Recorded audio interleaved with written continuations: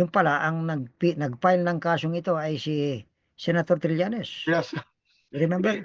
Hindi siya tumigil, Ted. Hindi siya tumigil. Hindi, consistent. Consistent. Hanggang ngayon.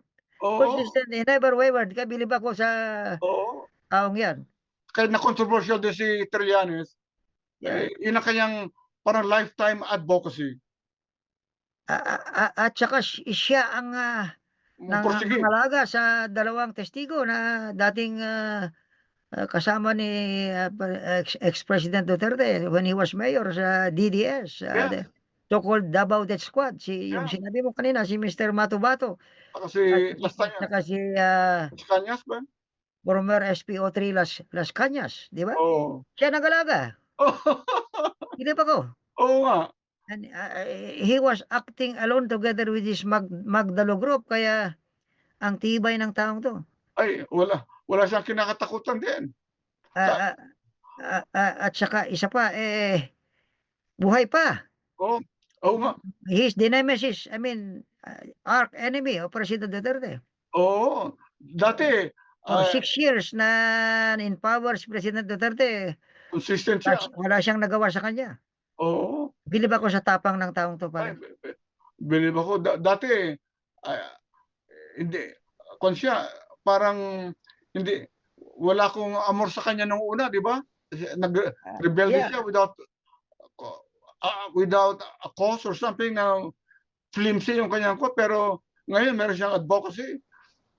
Yeah, pero alam mo, hindi siya tumakbong senador, di ba? Hindi, kasi natalo siya nung last time eh.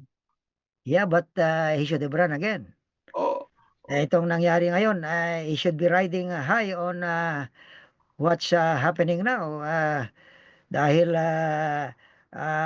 siya ang nagpasimuno sa lahat ng ito. Oo nga. Consistent siya. There could have been a big chance for him to win, di ba?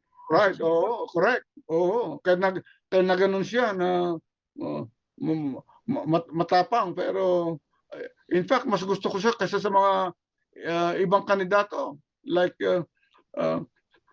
Pacquiao, like Revilla, Willie Revillamin. Yeah.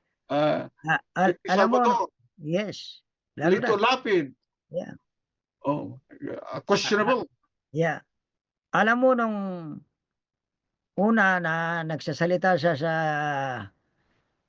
television nung una, wala pa yata nag-vlog nung araw. Wow. Parang hindi ako naniniwala sa mga sinasabi niya eh.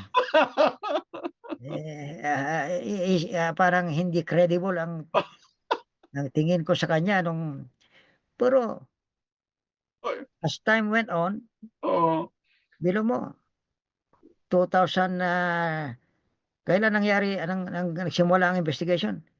2017. And so after so many years, consistent ang sinasabi niya.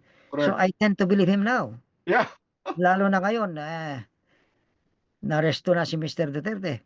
Kasi sinasabi niya noon, last year pa, his warrant of arrest is coming soon. Oo na nga. Yun ang prediction niya. 6 months ago pa niya sinabi yun. Oo.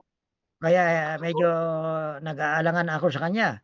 Oo. Ngayon lumabas na yung warrant of arrest. Kaya ako parang naniniwala sa taong ito. Kasi akala ko nung una he's just one of those politicians na mahilig sa blah blah blah. Parang blasters lang, blasters.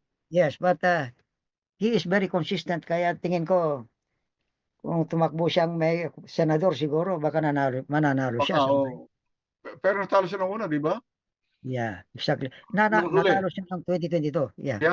But he's I think he was number 13 or 14 or 15, one of those slots.